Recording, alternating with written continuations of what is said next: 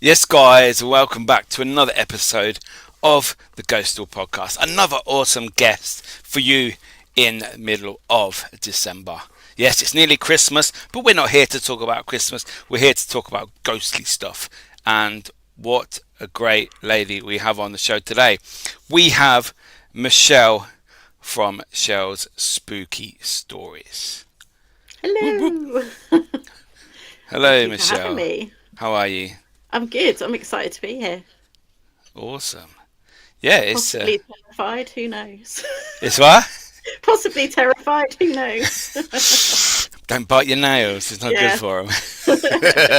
They're fake. They taste like plastic anyway. It'd be horrible. Oh, that's fine. Don't worry about it. You could just replace them. Don't worry. Yeah, good, yeah. Yeah.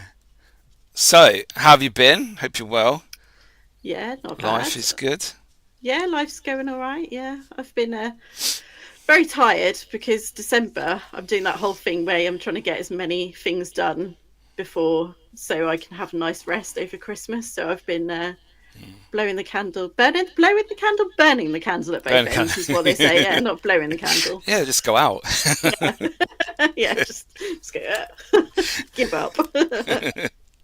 That's all good. Yeah, but no, it's all good. So we have Tom. Hello, Tom. Hope you're well, mate. Tracy. Good morning, Miki. Good morning, Michele. Lovely to meet you. Tracy's in Australia. Oh, fabulous. And yes, she is ready to go. Jolly Roger. That's a cool name. I like that. It is, yeah. Yeah. I like the picture. What's that, a temple or something? Buddhist temple? It looks like someone with their hands on their knees. Yeah. I don't know. Yeah, maybe. Let us know, Roger.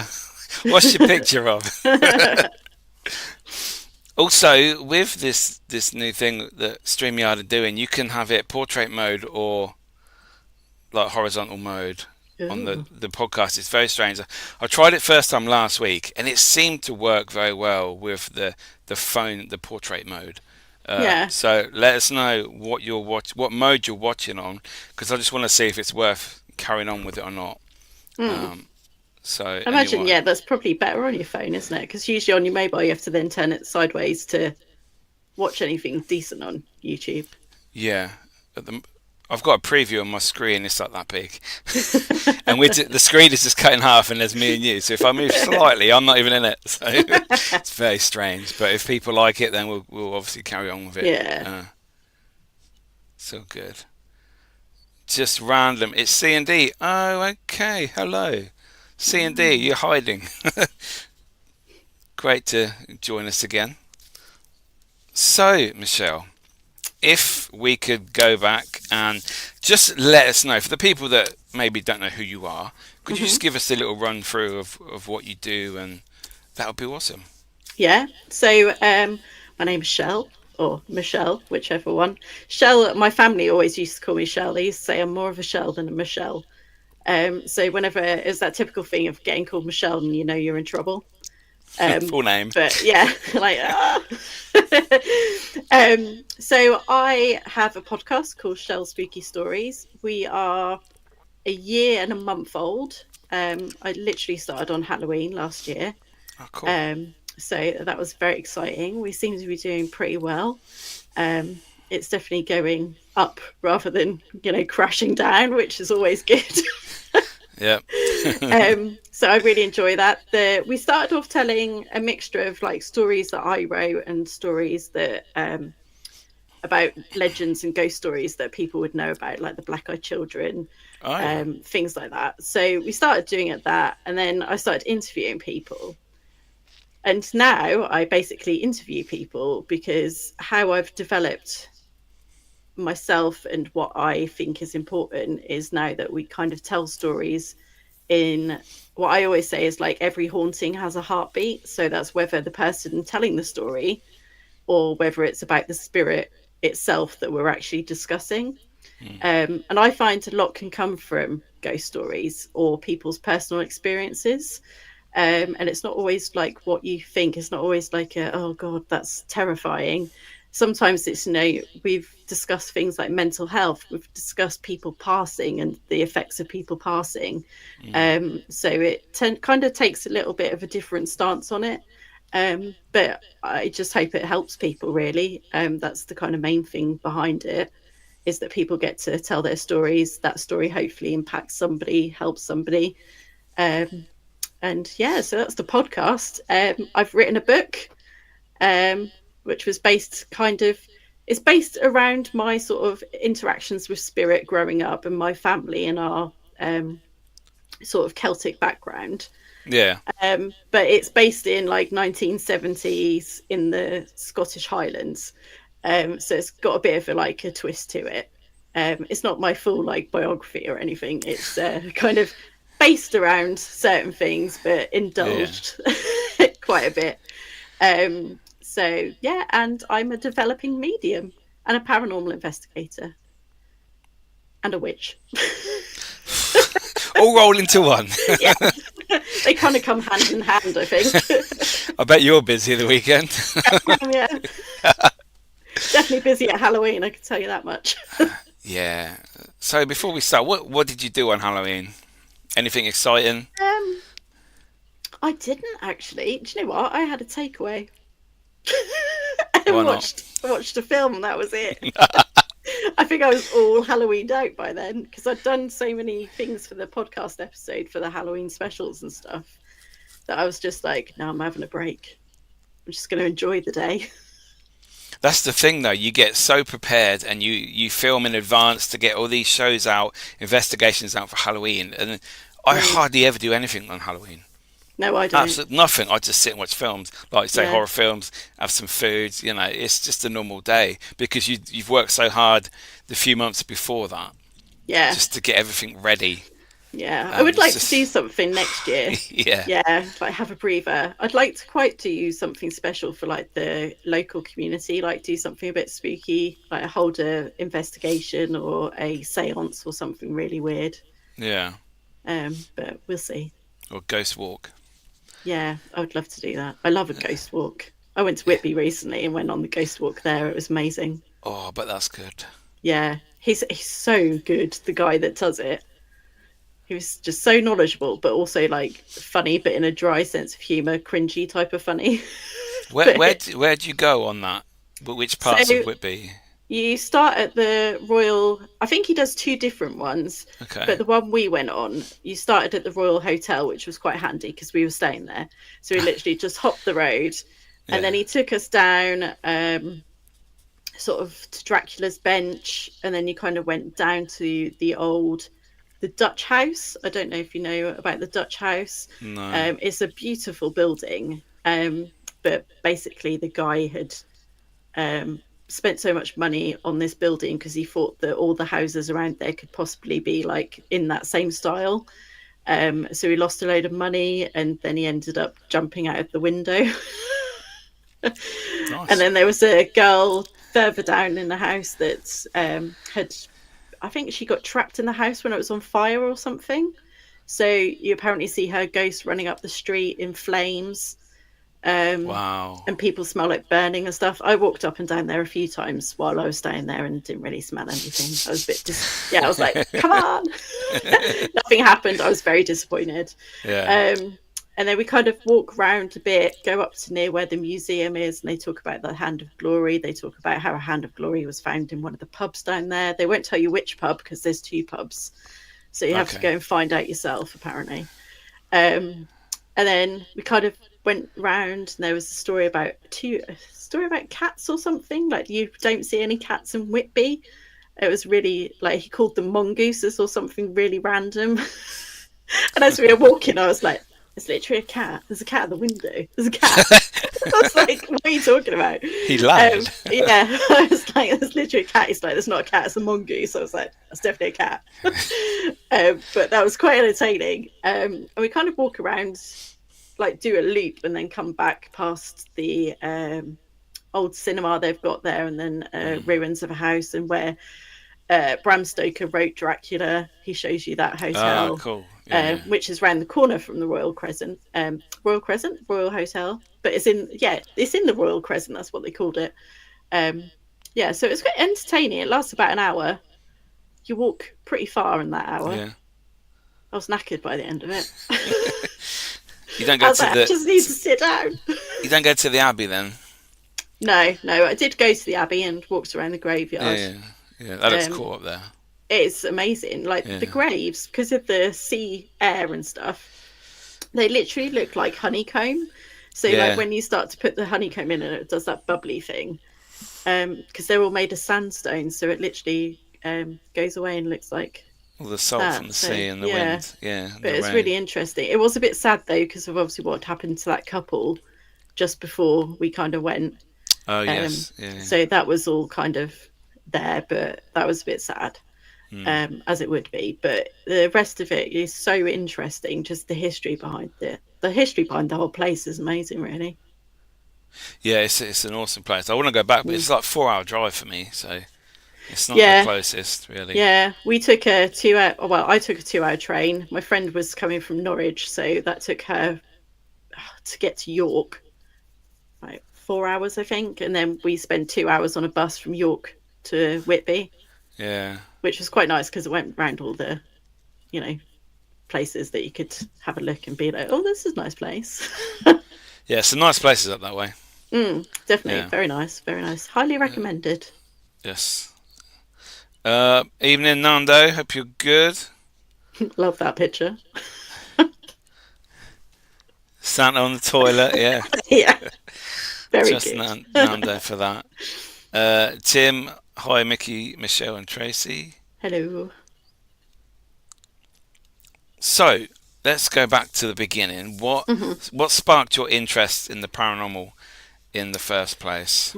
So when I was a kid, probably really, really young, I would imagine this was around the time that I just started speaking. I used to refer to a spirit called Peter, and I would not shut up about this person for like ever. I made my mum like set plates for him. I spoke about him so much at school that when you have parents' evening at school, they came to a parents' evening. My teacher was like, "Oh yeah, she's told us all about Peter," and my mum kind of rolled her eyes, and the teacher was like, "Oh, I'm sorry, is it a child from like a previous marriage? She thought she'd stepped on some dodgy ground." And my mum was like, "No, it's Michelle's imaginary friend," and I spoke about him so much that but after a while, it kind of just disappeared. I didn't really mention him anymore. But the fascinating thing is that my niece, in the same house, she was probably about 3. She was playing in the corner and she giggled and then she went, "Oh, Peter." And we all like looked at each other and I was like, "I told you I wasn't making him up. He's a real person." So that was my kind of first inkling with spirit. And I've kind of always had them there. I always knew they were there. But I've tried very hard to sort of shut them off as I was growing up. I was sent to boarding school at 11, and the boarding school was an old World War II hospital. So you can imagine, as someone super sensitive to spirits, that was not a place that you wanted to be. No. We had the old Nissen hut still. So our sick bay was actually an old Nissen hut, and it still had those horrible iron beds. So I only ever went there once and stayed the night once, did not sleep the whole night, and I refused to go back. If I was ill, I'd refuse. I was like, no, I would rather just go home than go in there ever again. It was quite an intense place to be. I can imagine. Yeah, so I'd used to go to a lot of National Trust houses when I was younger as well. My parents always used to take us there, and I always was kind of found wandering off talking to something that nobody else could see. I used to make up stories as well. Well, they thought they were stories. Like on the way home, I'd be like, "Well, there was a little girl that used to live there and she used to do this, this and this." And my parents were like, "Her imagination is like wild." And they were like, "You just need to write stories when you're older because your imagination is crazy." And I was like, "What imagination? Like, how did no one else see her?" I just didn't understand. Yeah, I was like, "You're the crazy ones." So I think at high school, I kind of learnt to switch it off so that I was able to kind of function like a normal teenager. I don't know whether that I'd actually managed to pull that off. But I tried my hardest. In my 20s, like, I didn't really kind of do anything. I went to mediumship things where, you know, they do live, I don't know what to call them, demonstrations, where they Yeah. go on stage and they obviously pick people in the audience. Oh yeah, yeah. The shows. Yeah, Yeah. we used to go on those. Me and my mum and my best friend, we used to go to those quite a bit. And we obviously used to watch Most Haunted and try and scare ourselves. That was probably the most I did with spirits Yeah. Yeah. until about a year ago. Oh wow. Yeah, so a year ago I turned 40, and I just basically moved here, and I was like, how do I meet people that have a similar interest to me? Like, my interests are quite, you know, unique. And I just happened to see on Facebook that there was a paranormal investigation going on at the local antique shop. And I was like, well, I'll Okay. go along and just kind of feel it out. At this point, I was still very scared of spirit. And I went and ended up like loving it in the basement, you know, in the dark, enjoying life. And they asked me to be on their team, and that's kind of how I got into it, really. And ever since then, I've spent my weekends in dark, cold places looking for spirits. No. Well, I can't imagine a better way to spend the Yeah, evening. To be exactly. Yeah, yeah. fair. It's very cold at the moment, though. Yeah, that's the good bit. But Asking to yeah, warm up. yeah. I don't mind being cold, to be honest. I hate being hot. Yeah. So how do you feel about public events as a whole? Do you still go on Um, them a lot, or does your team host them? I haven't been on any.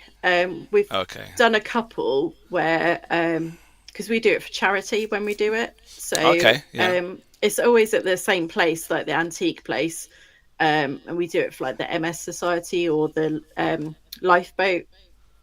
I can't remember what they're called, the The RNLI. RNLI. Yeah. Yeah. Yeah, we do it for them. So we just get some like local people. It's not a very big place, so you can't have that many people. Hmm. So we just get like maybe like 10 people and then do it. And it always seems quite, you know, quite nice.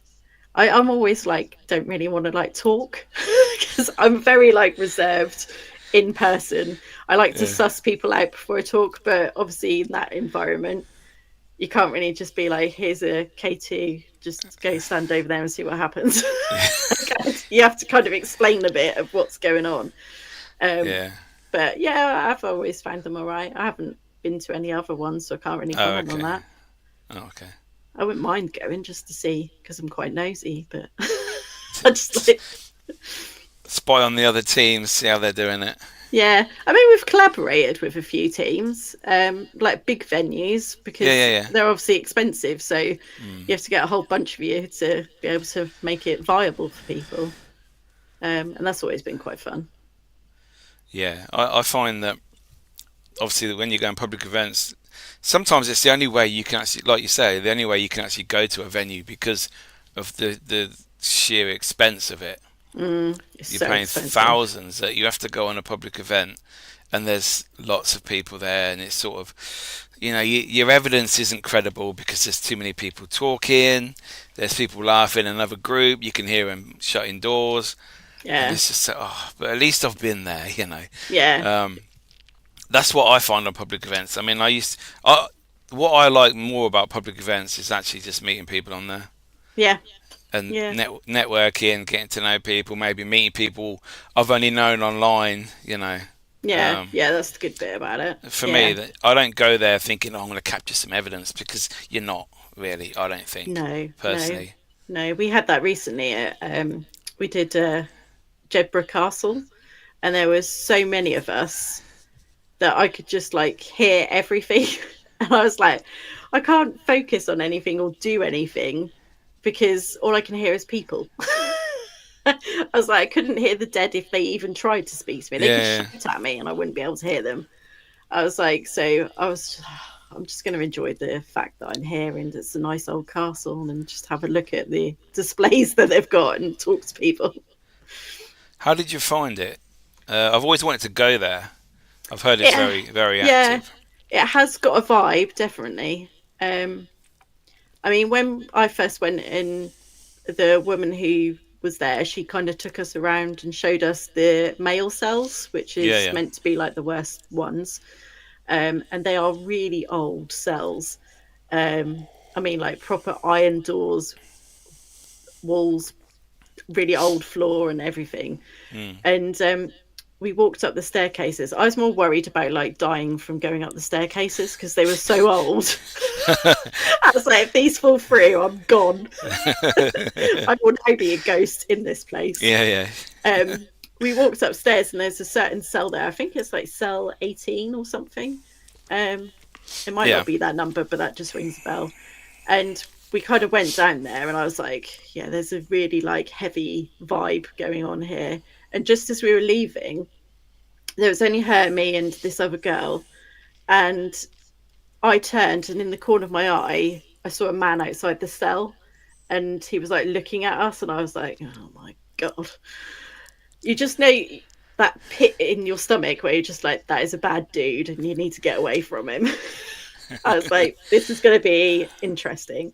Yeah. And the worst bit about it is that we always do a poll in our paranormal group for who we basically take a vote as to who's going to spend alone time.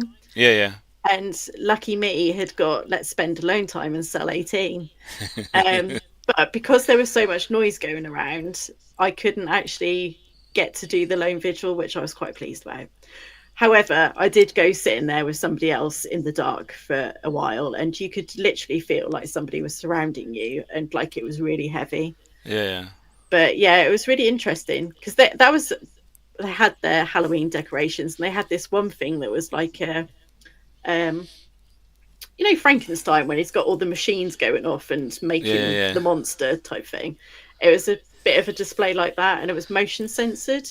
And we'd all been like right down this end, and we heard it go off, and I was like, well, that's motion censored. How's it going off? So we were switched all off and was like switched it back on again, you know, the IT trick. Yeah. And then we started testing it, and we'd walk away and it hadn't gone off for like 10 minutes. Yeah. And then it started going off again. And we're like, why is it doing this? It was just really odd. We couldn't figure it out. But that's probably the only really crazy thing that happened there.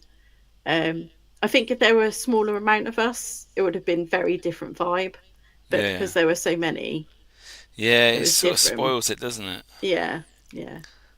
I just ended up having a bag of crisps and having a hot chocolate, and that was me for the night. That'll do. I was like, I've been, I've seen, I walked around the graveyard. It was lovely. Tick. So are you scared of the dark at all? I used to be. Probably until I was about 35. I used to sleep with the duvet over my head and like proper white knuckling it all the time. Oh, wow. And my husband's was in the military. He retired last year. But when he used to go away, I used to sleep with the light on because I didn't want to be in the dark by myself. But that was because I used to see things that I didn't want to see. Yeah, I suppose that doesn't help. You know, you're trying to sleep and you've got a couple of people looking at you from the end of your bed. It was like I'd close my eyes to go to sleep and I'd see like a flash of a face, and they were always really menacing and horrible faces, or like it was a scene of something. Like I saw one that reminds me of, it was a tree and it was a KKK scene. Oh, wow. And I was like, why am I even seeing that? Like, I'm not even American. I don't have any ties to America. Like, why is that vision in my, being shown it? But through the development I found, I was kind of getting pushed to protect myself because I wasn't protecting myself. So I had to learn. And then once I learned, I obviously am able to sleep a bit better at night. I still get poked and shoved and shouted at sometimes. But now I'm a bit more like, look, I'm human. I need to sleep. Talk to me when I'm meditating. If you've got something to say. Hello, Liam. Yep. Mr. New Dawn Paranormal himself. Yep. Hope you're good, mate. Thanks for joining. We've had a few others join us. We've got Andy. Hi, Andy. We've got Ali from Hauntex TV. And Sadie as well. Mark Williams is here. Hope you're good, mate. And SK who is from my neck of the woods. He's away in Egypt. Oh, he's been to Egypt. Sounds good. Nice and Nice. warm there. I bet that's a spooky place in places. Oh yeah, yeah. Mm. That's imagine the history of that place. Yeah. All the pharaohs and the gods and all that sort of stuff. Yeah, that'd be amazing. Definitely something that I would like to go and experience. I think, Mm. especially doing an investigation in one of the pyramids. Yeah, I'd be very claustrophobic, I think, in there. Have you seen how narrow they are? Just be like side shuffle. Yeah, just sit on the floor. You're fine.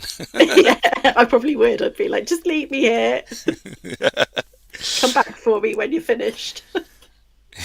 Yeah. So going back to your book, Mhm. how long has that been out? So I actually set myself a goal of doing that on my 40th birthday. I was like, I'm going to release it on my 40th birthday, which was the 1st of January last year.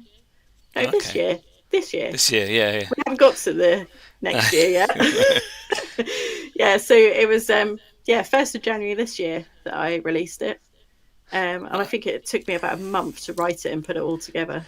Yeah, yeah, yeah. I was So like a who? mad person. This is a weird question, but it's how did you go about doing that? Because it's something that I'm sort of interested in like for the future, and I just wondered if did you go through a publisher, through Amazon, or I did it myself through Amazon. okay, So I basically wrote it all into like a Word document. okay, And then I went on Fiverr and found somebody to like format it for me. My okay. husband did the, what do you call it? Forward. Proofreading.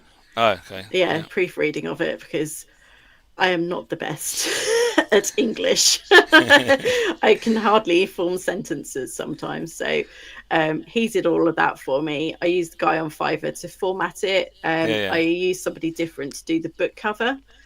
Um, and then the person who formatted it was able to actually put it on Amazon for me on Kindle. Okay. And Yeah, he did yeah, like all the SEO stuff that I yeah, don't really yeah. know how to do. I suppose I could if I tried. But yeah, it was a pretty easy thing to do when you've got other people to help you. That's all right then. Might have to Yeah. look into that in the future. Yeah, Um, some good it wasn't, I think all in all, the pricing of it, I probably spent maybe about £120. And that's like the okay. cover, Yeah, the yeah. formatting and everything else. So it wasn't too expensive because I do know how other people do it and how much that costs. Because Um, I was told before you had to buy a certain amount of books to get the initial stock online or something, but they clearly don't do that yeah, anymore. that's I think that's a different way of doing it. You can Oh, okay. do that through publishing, I think. There's a hybrid publishing side where you can, so Oh, you can okay. be like a self-publish, you can Yeah, be yeah. self-published and use a publisher, which is a weird thing. And then you can obviously get published. There's some different ways of doing it, but I think if you go down the published route, um, yeah, I did a journal as well. Thank you, Liam. I forgot about that. I did a journal as well. um, so yeah, the I forgot what I was saying now. The publishing route, you have to sell a certain amount to Okay. actually kind of start getting any money. But if you do it Yeah. yourself, any book you sell, you obviously earn from, and Yeah, yeah. they Oh, take okay. like a little cut from it. I mean, I don't Yeah. know in thousands, but it's nice to get a little bit every now and again. To be fair, I imagine seeing people with your book, or just to send Mm, you a message, oh, got your ordered your book, it's really good, or finished your book. For yeah, yourself, that must feel like an achievement. It's like, yeah, wow, someone's yeah, actually took the time to buy that, pick it up, read it. You yeah. know, I mean, I didn't ever do it for the money. no, It was basically because my mum had passed 4 years ago. yeah, My granddad had passed. My nanny she passed in August last year. And I was just thinking, like, because of the podcast and everything that I was doing, I was like, these stories and these people, if nobody talks about them or there's no like history around them, that's all just going to disappear. Like, I yeah, haven't had yeah, children myself, so my story could easily disappear. So I was like, how could I do something? Because I'd got a little bit of inheritance from my nanny as well. So I was like, how can I do something with this money that would actually like be something that could carry on? That's brilliant. I love that. So I put it into that and thought, I'm telling their kind of story as well in that book. Yeah. It's the same with what I did with the journal, actually. We've got Liam's dad in the front of it, because he is what started New Dawn. And if New Dawn didn't exist and I hadn't joined their team because of Liam and his dad, then I wouldn't have done Shell Spooky Stories. I wouldn't have written that book. So it was a nice kind of thanks to Liam and his dad. Yeah. For opening me to this crazy world. Wow, that's I love that. I love it when stories, little things happen and it just brings everything together. Yeah. You know, like I was definitely meant to be in this moment doing this thing. Yeah. No, so that's good. It's definitely something that I think it's like I say, it's a great legacy that you can leave. You know, anybody. Oh, just read my book. You know, if you want to learn a bit more about me, my family, etc., my stories, then it's just there to read. And I love that. I love books. I buy so many paranormal books. Yeah. And it's just, you know, I think it's better having a physical book than an online one. Oh yeah, they smell different as well. Exactly. I like the smell of a new book. Yeah, I love going to a bookshop and I'm like, those candles that smell like books really just don't do it though. But no, you know, they're sort of there. yeah. I am actually writing another one at the moment, but I'm only 5 chapters in, and that's totally different. Okay. It is paranormal, but it's completely fictional. Was that sort of from one of your stories from your podcast, or? No, this came to me in a dream. Oh, so wow. I've just run with it. Oh, quite personal then, really. Yeah. It was a very sort of random dream that I had. It wasn't so much I was dreaming of the book, like the story that's in the book. It was more I had a dream that I was going to write a book about this, and that I should do it, type thing. So the next day I woke up and I was like, you know, like Murder She Wrote, typing on my little keyboard. So yeah. No, that's good. Hopefully be out next year. I love that. So just staying with your podcast, what is the what's the most interesting guest you've had on, or most interesting story that you've been told? Ooh. Oh, that's a good one. Sorry, I put you on the spot. I did say that before, didn't I? No, I don't want to offend anyone because they've all been really good. I'm going to get some messages and be like, why didn't you mention me? I'm like, you're all good, okay? Every episode. Every episode I do is brilliant. So I think one that recently that stands out is Chris from True Hauntings on Netflix. Oh yes, I saw some clips of that. Yeah, he is such a nice guy. Really, really nice guy, and I took a bit of a different spin on the whole thing by talking about like the mental health side of what happened to him. Yeah. And it was interesting to hear like the effects that it had on him and his friends, how things personally affected him, what he kind of used to get himself through that. And I said to him, like, I found it so hard the first time I ever did a podcast interview when someone was asking me about like what happened to me as a kid. Yeah. And I think probably like 100 people maximum watched that. I can't imagine that being in front of 9 million people all over the world. Yeah. And everyone knowing something so intimate about me. Yeah. So it was quite interesting to talk to him about that. So he was amazing. Highly recommend anyone talking to him because he's just fabulous. The best story, might have to think about this because everyone's had really good stories. I'll tell you one that I've really enjoyed recently is Abby from Haunted Devon. She was telling me about the hairy hands in Devon. Okay. Which I was like, why just hands though? Like, what? I don't understand the logic behind. I know a lot about spirit, but I don't understand the logic behind someone who. I mean, the story with him is that he actually had his hands blown off.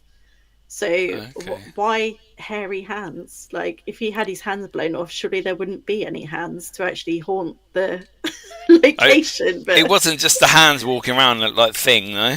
no, it's apparently like it grabs like steering wheels or like grabs a motorbike and will try and like knock you off and kill you and stuff. But yeah, that was an odd one. Friendly, I get told some really wild things. But yeah, it's just hard to imagine just hands. Like, yeah, I suppose that's the only thing that people saw then, maybe. Yeah. But then also in the story, like, it seemed that everyone had died as a result of it. So how did people know that they were hairy hands? That they saw the hands, yeah. Yeah, if no one was there. Like, they didn't stop, send a text message, especially in like 1960s, and go like, just saw some hairy hands, about to die, love you, bye. Yeah, wow. Yeah, bit weird, but I love things like that because they get you thinking. Like, I like the psychology behind things. They're the stories that keep going though for generations. Yeah. You know. And then who actually lives to tell these things? Yes, exactly. Because if the legend's that you die, then it's like that whole 7 days later thing, isn't it? Like, how do you know it's 7 days if everyone dies? Exactly. Bizarre. Someone must survive to be able to tell the story. Exactly. Which then makes the story full. It does. Yeah, weird. But yeah, they're the two that kind of stand out at the moment. They're like fresh in my brain. Yeah. I've probably heard like a million more stories that are amazing. So obviously you started your podcast, I believe, just with your stories. Is that right? Mm-hmm. Yeah. Then you went to interviewing guests, etc. Yeah. Where do you see it going forward? Is there going to be another change, or just see how the genre changes, maybe? I think I'm going to go with this for a while because it really piques my interest. I love ghost stories. I love people. I love hearing people's personal accounts and stuff. But I also really love that I can record them and then that lives on. You know, when that person's gone, when I'm gone, they might still be on YouTube. People then, you know, somehow find it in the algorithm in 100 years' time, if that's even a thing. Yeah. They might just think about it and then it appear in front of them by then. But, you know, it will be there. The stories can then live on. So that's the bit that I really like about this whole thing. That, you know, when we're gone, we're not really gone. We can still stay around. That's what really gets me. So I think that's, I mean, ideally, I would love somebody to go like, Michelle, here's a TV show. Go to all these places, you know, interview these people, find out about these people, tell their stories. I would love that. But that might be like a 10-year plan. Okay, here's a scenario for you. You can either go on TV as a paranormal investigator doing the shows, etc., or you could have like a chat show on TV, sort of linked with your podcast, interviewing paranormal people. Which way would you go? Oh, that's a really tough one because I love old buildings. Do the interviews in the old buildings? Yeah. There would have to be some, like, you know, what do they call them? Like riders. I'd have to be like, has to be in an old building, has to have old furniture. Creepier paintings, the better. Yeah. If it smells of damp, that's brilliant. You know, there'd be certain stipulations. Yeah. But yeah, I think it would always come down to the people. Like, I'm more interested in the people and their stories. Yeah, the living people. Yeah. Because they've got the stories about the dead people. That is true. And how it affects them. So it's a kind of sweet spot where you get two for the price of one. So you're going down the chat show route. Yeah, but it has to be in an old creepy building. If it was in a cemetery, even better. Just the weirder, the better, to be honest. Yeah, the most unique locations. Yeah, I'd do it in a morgue. Yeah, bother me. Yeah. Sit on a slab, you know. Yeah, exactly. Honestly, if you could see like the rest of this office, you'd understand why. There's some weird stuff in here. That's awesome. The fact that you chose the chat show route is, I think, a better option in my eyes, because if you go down the investigation route, you're gonna have to be faking stuff. You're gonna have to be, Oh yeah, I'm not doing that. So I think you can be authentic. You can be yourself, your own person, and Mm. people could really see your personality Yeah, yeah, doing the chat show. I think so. yeah. I think I if th- somebody's told me to fake something, I'd just stick my fingers up and tell them to F off. no, yeah, it's not good. But No. that's unfortunately they need stuff They happening all the need the time. So they need the clicks, don't they? Make the money. exactly, yeah. Mm. Well, so what's been your favourite location you've investigated so far? My favourite one is definitely 100% Sunderland Air Museum. I've heard of that place. It is insane. We were there last weekend and it was the craziest investigation I've ever been on, but the craziest that ever happened there. It Yeah, was insane. Absolutely brilliant place. I highly recommend to. Not only is it an amazing place, but it's different every time. You get aspects of the same thing. I'm convinced yeah, there's a portal or something there, but it's always different. Like one area, one week could be really active, the next it could be somewhere else. There's never the same. It's always same. different. Yeah, yeah, And the people that are there, like Keith and David, they're just amazing. They're so knowledgeable, but they also get involved as well, which makes it even better. So they like come around with us and tell us things. Like if we pick up on something, they can then confirm whether that's happened. But Oh, people that's get good. activity Yeah. there during the day. You get visitors during the day going like, there was a man in uniform like letting me on the plane, and they're like, there's no one dressed up in uniform here. Oh, Like, wow. it's an insane place, but the history there is amazing as well, and the story of the spirits there are just incredible. So I've not been there, but I've heard many people tell me Mm. it's a very active location, Yeah, and it's one definitely I worth visiting. have to get to at some point. You have to come join us. Would happily have you.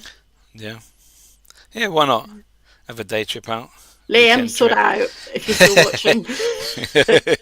Yeah, book me a ticket.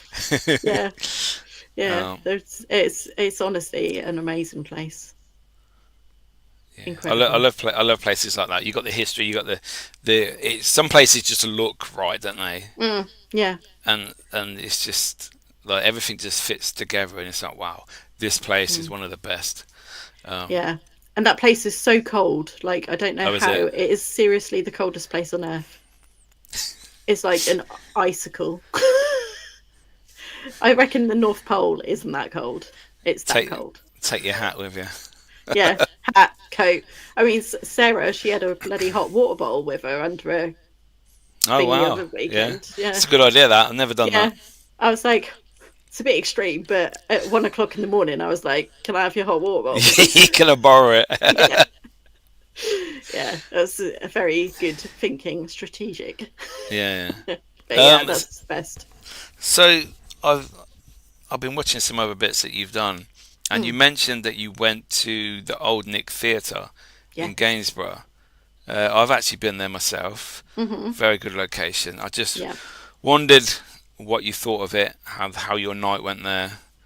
Um, Yeah, that was it's a really nice place. I liked it there. It yeah, was I love old places like that. The older the better. yeah, Um but yeah, the weird thing was that I got to the hotel. We drove up there and it was probably like what 2.5, maybe 3 hour drive. Can't remember exactly. I don't do yeah, the driving. I just like sit and, you know, lady of luxury and all that. yeah. But on the way there, I kept seeing this man, and I was like, oh, God, right, okay.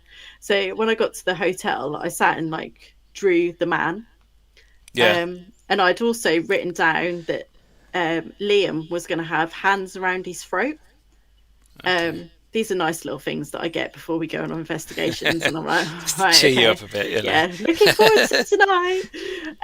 So when we were in the main theatre, um, I kept seeing this man in the corner, and there's like the door there, and then there's the seats, but that wall is like a bit like a cinema wall that's Yeah, really yeah, high up. yeah. And I was like, that man's just staring. And Liam was sat like the other side of this wall.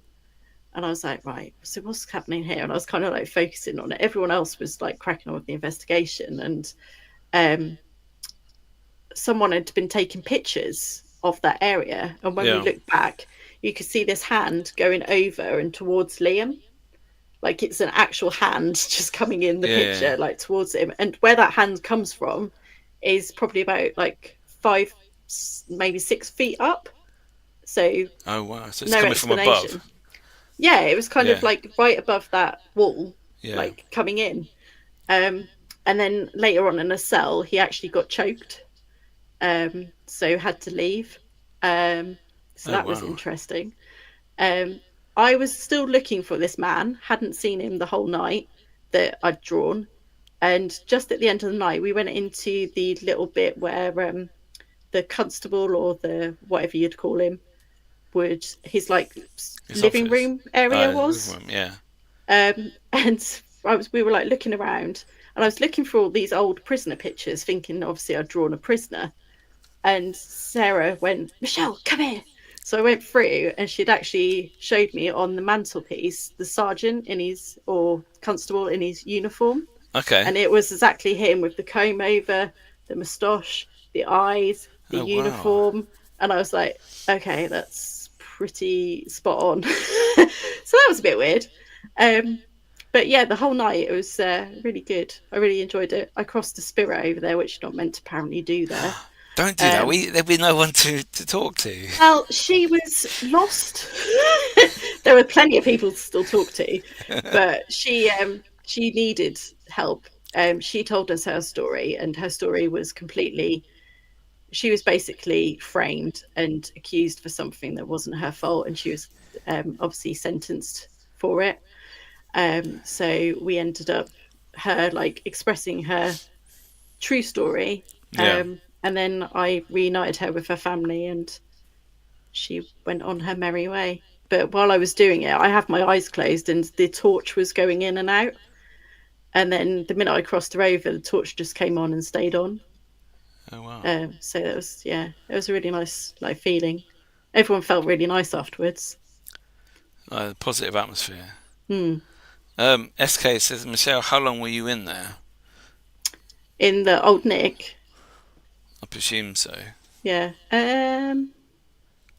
We were there for a good few hours, maybe like 5 hours, something like that. I can't remember. Yeah, when I went there, I've only been there once. We had quite a lot of activity in the male cells downstairs. Yeah.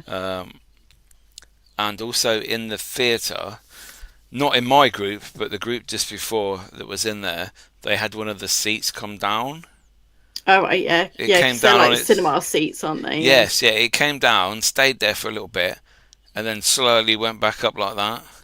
Weird. And then when we were the next group in, we went in there, and they're quite stiff to pull down, some of the seats, and they're quite very old.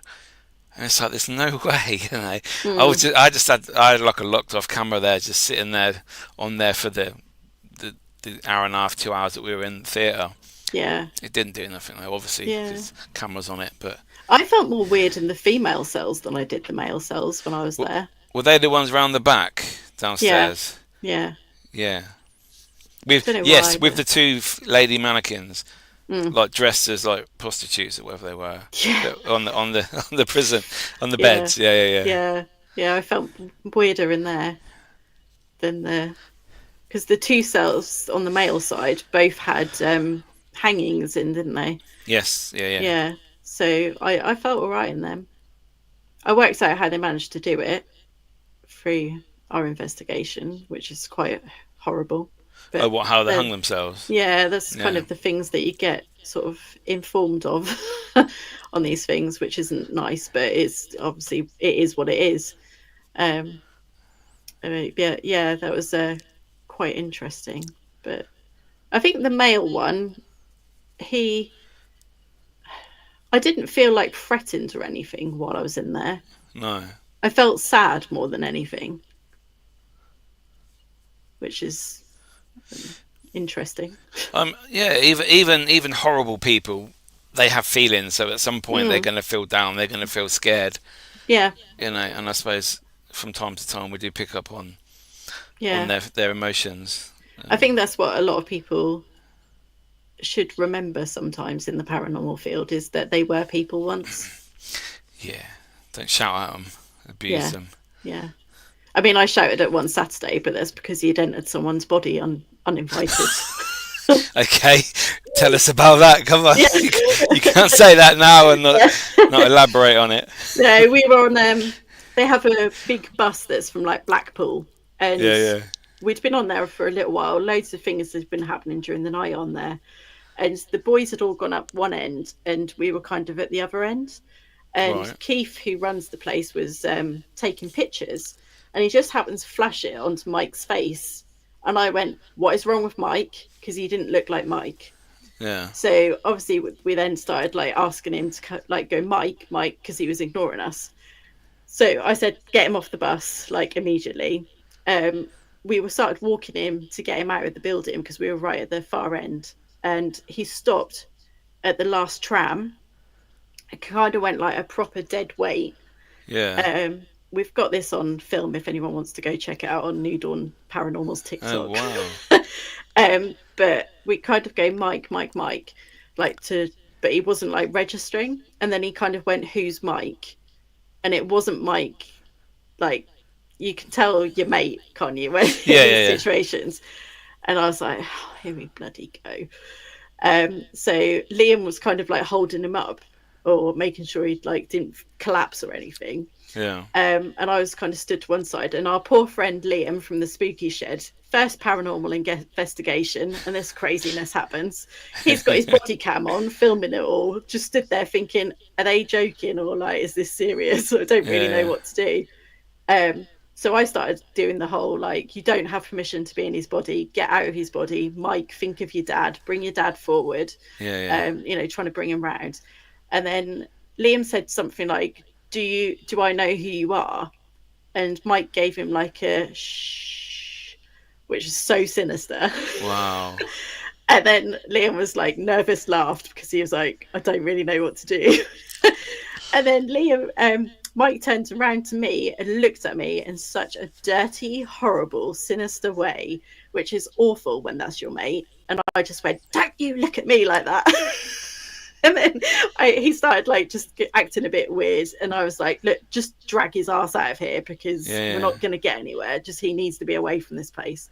So as soon as we got him out, he then I think he then went to like be sick. He started like coughing and stuff. So then we put him through into the break room, which was completely out of the way of everything. I put salt round him, I put sage round him, I put dragon's blood round him. I even used pine tar water banishing spray. So I literally threw everything I had at him. Got him a hot chocolate. I had to put my coat on him because he was violently shaking for like 20 minutes. And then eventually he kind of started to get back to normal, and had no recollection of what had happened. We had to show him the video, and you could see his face like, what the hell? That is not me. Wow. It was just weird. But yeah, that was pretty crazy. I take it he's not prone to doing that all the time. No, he has done it before, but not like that. That, not to that extreme. He's collapsed before. But never acted like that. His eyes were black. They were. Wow. It was, you could tell that wasn't your mate. And your mate, like, I think if that was Mike, he would have pissed himself laughing partway through that if he was taking the piss. But he was so serious, and there's no way on earth that he would have looked at me like that, because he knows that I would have knocked him into next week. Because I was like, don't you look at me like that, because I knew it wasn't him. But if he'd looked at me like that, I would have given him a slap, that's for sure. I take it he's not like a medium or anything like that. He's just... No, he's just very sensitive to things. But he has been having like Reiki recently, so he's opening his channels a little bit more. Oh, maybe that's why. So possibly, but yeah, it was interesting. I think that's good to experience that. Obviously not good for himself, of you guys to see your friend in that sort of distress, but I think I'm not a believer in you have to do your protection before your investigations. We only want love and light. It's like you're cutting off 50% of ghosts and spirits or anything like that. I'm very much an all-in person. Yeah. If it's negative, bring it on. If it's evil, bring it on. If it's good, bring it on. So, you know, obviously some people don't like to experience things like your friend did, and would be scared of it. I found that at the beginning of my journey, people were like that. Everything was spiritual, and you had to do your protection spells beforehand and be blessed and all this stuff. And I thought, this is a load of rubbish. That's I don't my go to the extreme opinion. of blessings, no. No. I do protect myself, but that's only because I have grown up with so much bad stuff around me, and because of like developing as a medium. Oh yeah, that's part of it, isn't it? Yeah, I need to make sure that I'm okay to kind of make sure everyone else is okay. But do you force that on people? Do you say you have to be protected? You have to. I do cleanse them, but I do ask them if they want me to cleanse them before we leave. Okay. Everything's about consent, isn't it? Oh yeah, afterwards. I meant like before. Yeah. Really. Before, no. I mean, Mike did get himself, because they all know that I protect myself. Like I wear jewelry and all that to protect myself. So he'd asked me like what he could do to obviously protect himself, and I said, well, you could get yourself like some black obsidian and wear it like around your neck. So he did get himself a pendulum, no, it's not a pendulum, pendant like thing. So I like sort of Reiki infused it for extra protection for him, and he wears that. But that night he'd forgotten it. That's why. Yeah. So, you know, when things happen and like after, you know, if things happen, I'm not going to sit there and be like, well, I did tell you to protect yourself. I'm not going to help you. You have to deal with it on your own. I will help them. Yeah. Oh, yeah. Afterwards, I will be a knob and go, well, I told you to protect yourself. You didn't want to listen. Yeah. You know, if a demon crawls up your ass, it's not my fault. Just go into the corner by yourself. Just deal with it. But yeah, I mean, I'm not saying that something won't happen to me. I'm just human. I could forget to, like, you know, protect myself before I go into an investigation. I could walk into Blimmin' Morrison's and have a spirit come home with me, couldn't I? And if I've not protected myself, they don't just hang around anywhere. Scary places. Scary places. They are literally everywhere. So yeah, it's not something I force on people, but if they ask, I'll tell them. Oh yeah. That's good. And I'll help them. But everyone loves my dragon's blood spray that I've got anyway, so they always ask me to be sprayed in that because it smells so nice. Yeah. Oh, I didn't even know you could buy that. Yeah, it's lovely. It smells like sort of spices and orange and cinnamon and all that thing. It's like walking into like an old apothecary type thing. Oh wow. Yeah, it's really nice. Everyone goes mad for it. And what does that do? Is that supposed to protect you from? Yeah, it's just like a really good protection. Yeah. Oh, nice. It's like a step up from sage. Oh, okay. Yeah. Yeah. And it just smells better than sage. You come home smelling like a food shop. Yeah. Yeah, exactly. Yeah. They're all buying it, actually. They've been on Amazon today, like, getting it. Getting some more, yeah. Yeah, there's pictures of everyone getting it in the group chat. So they're obviously listening to me. So they are. They're learning. Yeah. So obviously you're spiritual, you're a medium. Are you, the way you and your team investigate, is it more gadget based or is it like a back to basics? Is there anybody there? Stay silent type? Or is that somewhere in between? We do a bit of everything. Yeah, we do a bit of everything.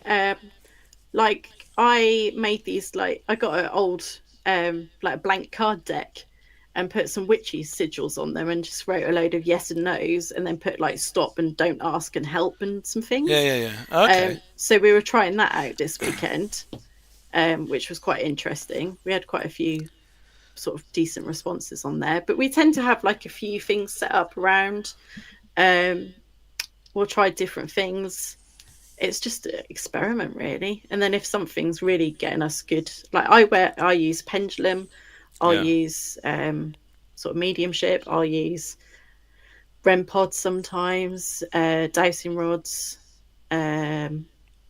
I've got a pendulum that's actually on a stand. We've used that before while using the actual pendulum Is and that the one having with them the separate. sand, or? Yeah, it's got like a sort of circle that's a bit like a Ouija board, Yeah, yeah, but in a circle form.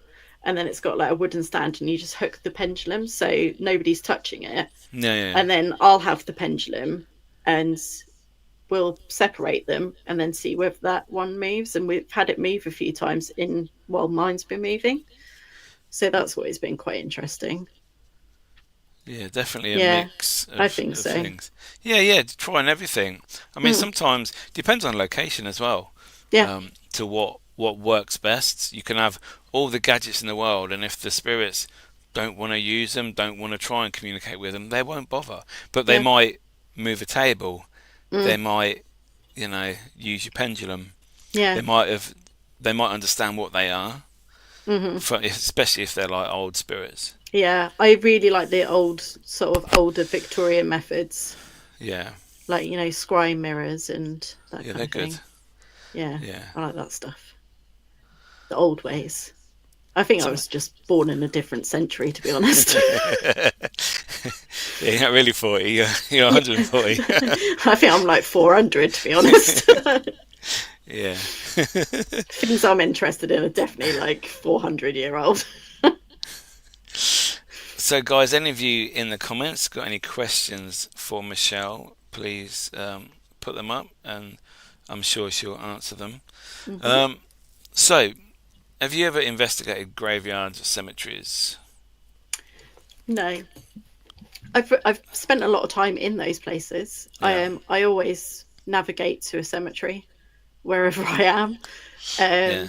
just because I find them so peaceful, so interesting, so beautiful. And I've always been that kind of child that, I think it's because when I was younger, we had a boy in my, this is like first school, so we were probably like 5 or 6, Yeah. and he was a friend and he passed away.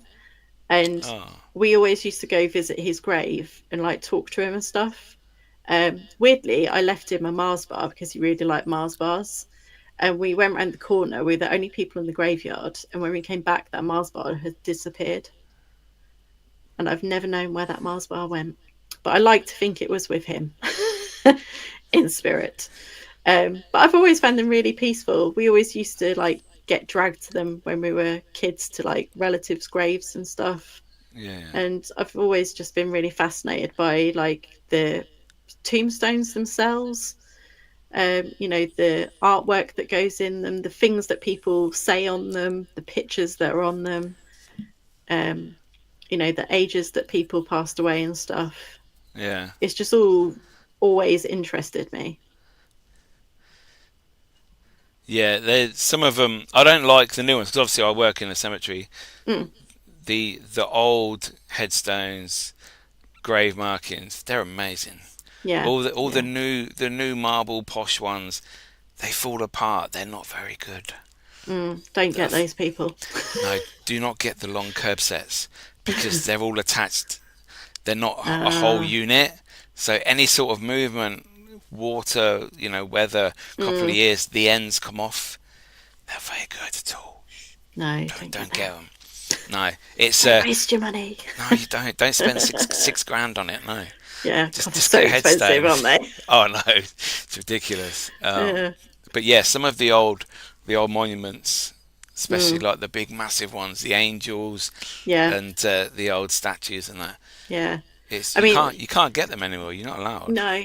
It's really It's silly. like when you look at the kirkyard in Edinburgh, Yeah, the Greyfriars. Yeah, mausoleums and stuff there is amazing. they are massive, aren't they? Yeah. I've not been. I go on their little tour thing online quite a lot just because Oh, I like okay. looking at it. Yeah, yeah. That's what I do in my evenings, just sit there looking at graveyards. Why not? Yeah, well, we've all got hobbies. Um, but there's a lady on Instagram called Gina Black. She's American. She goes around graveyards quite a lot, Yeah. and she's actually written a book that goes into like the meanings of graveyards, like why certain trees are planted in graveyards, why certain Okay. things that appear on gravestones.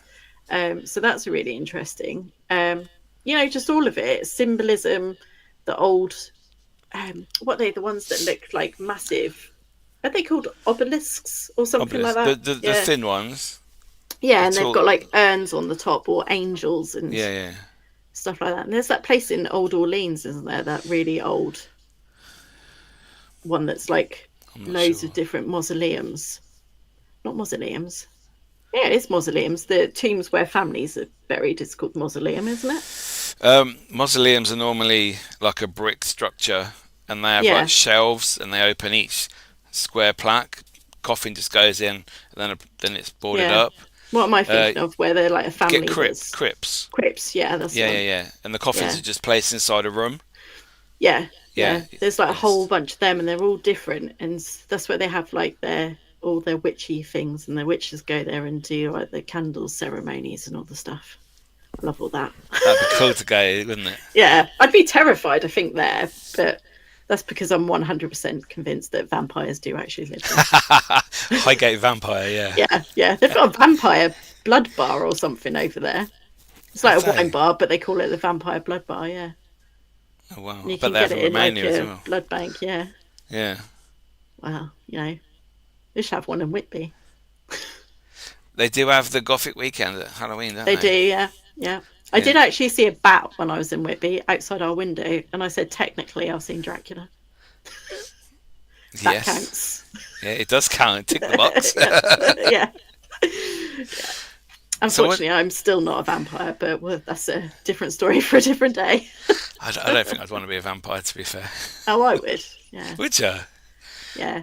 Maybe if you turned me into one when I was 25 and had my 25-year-old body, then yeah. But maybe not my 40-year-old body. Slightly different. Fair enough. What are your thoughts on haunted objects? Yeah, I have very mixed feelings about this. I do Okay. actually have a doll in the corner. Okay. Um, I haven't particularly spent much time working with her. If she is what she says she is, then she's very chilled and she's very welcome here. I am going to work with her over Christmas just to out of my own curiosity. I have lovely Liam did gift me last year for Christmas a haunted doll, which was absolutely horrific, and I refused to take it out of the bubble wrap and refused to take it home. So somebody else has that now. Oh. But it was horrible. They actually took it into the hangar at Sunderland Air Museum, recorded it, and you could see steam coming off it. Yeah, it's a Mad. horrible thing. It's got a horrible vibe to it. Don't like it. Sounds cool, to be fair. Yeah, it is cool. Yeah, I've been around a lot of Yeah. objects, and some of them you do get a vibe, but others, I think. I mean, we've got a bear that Sarah and I picked up. It's actually in her garage because we've hopefully got a project coming up where that's going to be stored. And it's like a Thornton's kind of Christmas bear or something. Yeah. But we were in a charity shop and we were just looking at a load of things. And I picked it up and I instantly felt sick. And I was Oh, like, wow. okay, that's interesting. And I said, Buy it. Sarah, I was like, just hold this. And she went, oh, my stomach feels really odd. And I hadn't said a word to her. And I was Yeah. like, interesting. I said, we'll just leave him there. But if he's back, if he's still here the next time, we'll buy him. And sure enough, next time we went in, there he was. So we picked him up. Same thing happened. So now he's in Sarah's garage waiting for his new home. But yeah, most unsuspecting haunted thing ever. But it's made me feel violently sick. Wow, that's pretty cool. I love that. Yeah. So there's I do get a headache when I go in places like that. So I do think objects hold an energy. Yeah, yeah. Definitely every object holds some kind of energy. As to whether they're actually like a spirit is a different matter. It's a But I different do story, think there yeah. are some, yeah. Yeah. I think a lot of people throw the word about though. Well, you see the films and the stories, don't you? Yeah, So it's everyone's got a haunted doll off eBay, you know. yeah. So, that is true, yeah. well, But yeah, I like them. If a spirit wanted to spend time with me, then fine, as long as they behave themselves. Yeah, don't interrupt your daily life too much. Yeah, don't cause any drama, no financial crashes, nothing like that. I'm not No, interested. no fires. Yeah. As No, long as no, you just sit there, you're nice and chilled, you like the dogs, you're fine. You can yeah, stay. no scary dreams. Yeah, yeah. My stepson has actually dreamt about her, and he was like, "I had a Oh wow. dream the old doll came in my room last night." And I went, "Oh, she's making her way through the wall," and he was like, "Shut up." Wow. Yeah. So, but yeah, she's been on her travels through the wall, but that's about it, really. She's just Maybe. nice and chilled. No, that's good. That's what you want, I suppose. Um, Definitely. so just a couple of questions left. Mm-hmm. Bucket list location. You can go there Ooh. tomorrow, anywhere in the world. You can investigate for as long as you want. Where are you going? I would definitely be hitting the asylums in America, Yeah, like Trans-Allegheny, Penhurst, all of that. I just yeah, want to know. I just want to experience it. yeah. I I think there'd suppose be crazy energy. you'd pick up, like you said, you picked up before. It was an old hospital. Mm, You'd be picking up so much from them sort of locations. yeah. I think the history there, because I think, especially with like what they used to call asylums, I mean, I'd be there now if they were still a thing. A lot of people would, yeah, Yeah, because it was, what was it? I watched something not so long ago and it said that they had a ranking system. And basically, if you couldn't write or speak, you would be like put in the lowest of the low ranking. yeah, And Stephen Hawkins would have been that person. yeah. And he's like the most intelligent person we've ever known. Yeah, they would have just said, like, he can't do anything, just put him in there and like leave him there. So I think it's really interesting. Thank you, Tracy. Thanks for Thank joining you. us. Um, yeah, everybody, people with a slight learning disability, Mm, people, women that were pregnant that didn't have a husband, they were in yeah, there. yeah, You went into asylums for anything. yeah. If you It's disagreed with your husband, they'd put you in there. yeah, yeah. It's madness. It's quite scary, you know. Yeah, But it's just, yeah, yeah, it's a different time, but when you think about it as well, it's not actually that long ago, is it? no, most of In them the, shot in the 90s in this country. yeah, grand scheme of things, it's bizarre. But yeah, I find things like that so interesting. Is it the history or the just the grandeur of the buildings, or I is it a think bit it's of the everything? history. Yeah, Yeah, I think it's more the history of like the people. I think that's what I like about paranormal investigating is giving those people spirits a chance to tell their stories, yes, yeah. to hear about things because often what we hear in history isn't right. No. It's somebody's perspective of something. Did you like history at school? No, No, nor did weirdly, I, but I love it no. now. Yeah, yeah, I Yeah. love it now. My history teacher was absolutely bloody terrifying. I Oh, refused to even learn because I was so scared of oh like wow. getting anything wrong. I was just sit there and Yeah. be like, ugh. But yeah, I tell you what, I did enjoy at school, and that was we, especially when we went to our high school classics lessons where you learn about Greek mythology and stuff. Um, Okay. we only had it for a year, but I found that Yeah. so interesting, like learning about all the gods and Yeah. Yeah. Jason and the Argonauts and all the rest of it, and like learning Latin and stuff. That was really interesting. But then it went away after a year, and I was like, oh, I'm not interested in anything else now. So art, and that was about it. Oh, fair enough. Yeah. So my final question for Hmm. this evening: if you could get rid of one thing in the paranormal, bit like Room 101, whether it's locations, people's attitudes, equipment, what would you get rid of? I've got to think really carefully about this one. You don't have to name people if you don't want. Well, um, hmm, what shall I say? Do I go for a safe option or do I go for like a throw it out there and let everyone else deal with it option? um, I've had many answers over I can the imagine. years. Yeah, It's a pretty tough question, actually. Do you know what I would get rid of? And that's the competitive side to it all. yeah, because surely we're all after the same thing. We're all out there trying to get answers. So I don't really understand why we have to be like the best of the best, or have the best equipment, or have the best medium, have the best clothes, have the best whatever, the best numbers on whatever. We're all there trying to put evidence together to prove people that aren't like us that spirits exist. So I think there needs to be a bit more collaboration rather than the competitive side. So I think I'd probably get rid of that. Yeah, I would agree with you there. Although I don't think a lot of people are in it for the passion anymore. I think they see other people doing well. Famous YouTubers, they do ghost hunting stuff. Yeah, let's get the views, get the money. Let's fake all this stuff, make us famous. I think, unfortunately, a lot of people do that. That's why they're only in it for a year. You see a lot of groups, a lot of teams, a lot of people. They come in it, they go, "Wow, look at me," and then a year later, like, "Oh, where are they gone?" And they're not actually documenting anything. No, exactly, they're not. So yeah, I agree. It's sad. I was originally going to say douchebags, but there's loads of them as well. Yeah. I won't name. Just get rid of all the dickheads. Yes, definitely. Yeah, but I've heard them. I've only been in it for a year, and I've heard and seen all sorts. Scary. Yes, the stories get around, don't they? They do, definitely. But yeah, I just think we're all.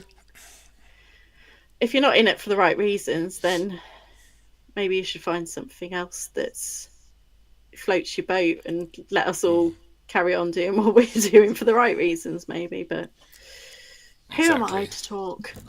Yeah, that's the best way. Not all this TV crap. Yeah, but I do watch some of those just to learn what not to do, and it's entertaining. I enjoy them, to be fair. Yeah, I watch a lot of ghost stuff, to be honest. I watch a lot of TV. I watch all the TV shows, apart from My House is Haunted, because I don't like a certain person on there. Yeah, I don't like certain people on there, but I do find it highly entertaining. Yeah, it's like, I've just been hit by a ghost. Wee. Yeah, got a safety pin in my leg. Yeah, I do like watching the big YouTubers just for the fact they go to some of the locations. I don't sit there and think, they're faking that. I just enjoy it. Yeah, I just like hearing the history and the stories behind it. Yeah. It's interesting, like, to see what everyone else is doing. Yeah, like you say, what not to do, maybe. But they get to go. What works. Although, they do fake a lot of stuff, and they are like in it for maybe the wrong reasons. But because of their stature, they do get to go to some really cool places that we may never ever get to go to. So it's nice to kind of see those places, and often hear from the people that are actually there day to day and stuff, working in the places. You get to hear what they're about. Yeah, I'd love to work in a haunted location. Oh, I would, yeah. Like in a museum or something, or a castle. That'd be well cool. I'd love to own one, hopefully, one day. Yeah. That's the dream. Yeah. Very soon, next week. Yeah, I'm working on it. But yes, Michelle, I'm going to wrap it up there. Thank you so much for joining me this evening. We've had an awesome chat. Hope you enjoyed it. I did. Thank you.